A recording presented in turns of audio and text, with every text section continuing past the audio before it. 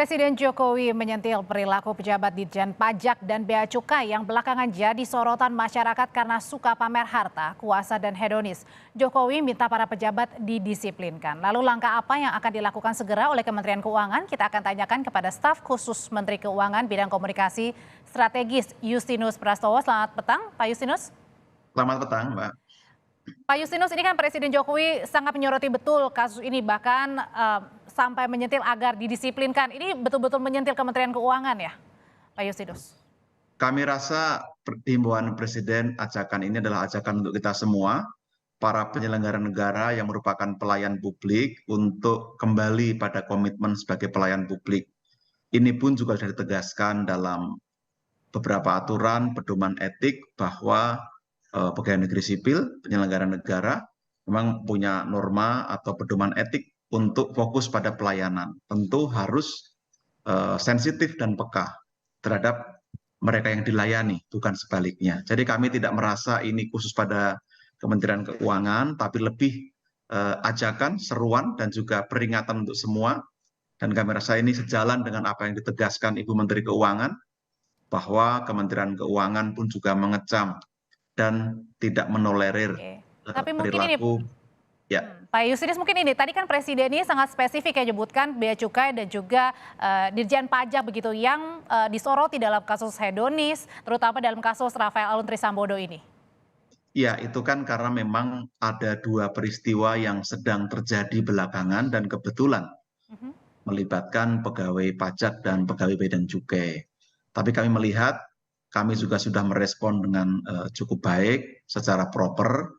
Kami melihat ini adalah bentuk dukungan Presiden kepada kami, kepada birokrasi untuk terus berbenah dan diingatkan kembali kepada visi, misi, dan tanggung jawab sebagai pelayan publik. Untuk bentuk disiplinnya sendiri hanya berupa pencopotan jabatan saja bagi yang melakukan hedonisme di media sosial maupun pamer harta kekayaan. Undang-undang telah mengatur serangkaian hukuman disiplin, tentu melalui beberapa proses.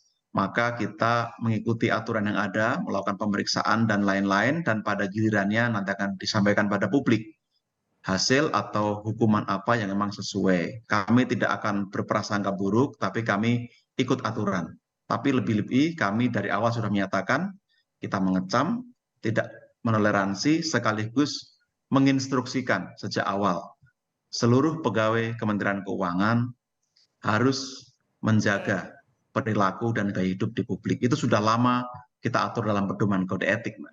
Tapi untuk kasus yang baru-baru ini yang koreksi yang paling dalam apa sih Pak Justinus? Karena kan sampai ada seruan tidak perlu bayar pajak. Kami memahami kekecewaan masyarakat. Bu Sri Mulyani juga telah menyampaikan bahwa kejadian ini melukai rakyat, maka kami ingin berbenah. Kami ingin merebut kembali kepercayaan publik tersebut. Jadi dengan kejadian ini kami mengambil banyak pelajaran, tentu terkait dengan pengawasan kami lakukan penguatan. Sistem kami bekerja, tapi tentu belum sempurna. Kami berterima kasih karena masyarakat memberikan informasi, dukungan, bahkan kritik. Ini membuat kami bisa berbenah lebih cepat, dan kami ingin bertanggung jawab bahwa apa yang tidak seharusnya terjadi itu dapat kami selesaikan secara baik.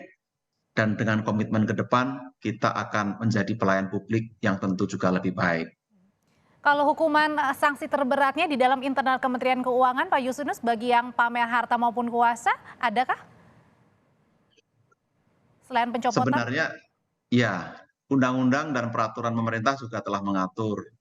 Tentu ini melalui berbagai proses, nanti akan kita lihat pelanggarannya seperti apa. Ada hukuman ringan, ada sedang, dan berat. Dengan konsekuensi tertinggi atas pelanggaran adalah pemberhentian dengan tidak hormat. Tapi lagi-lagi nanti akan kita lihat bagaimana hasil pemeriksaan menyeluruh yang saat ini sedang berproses.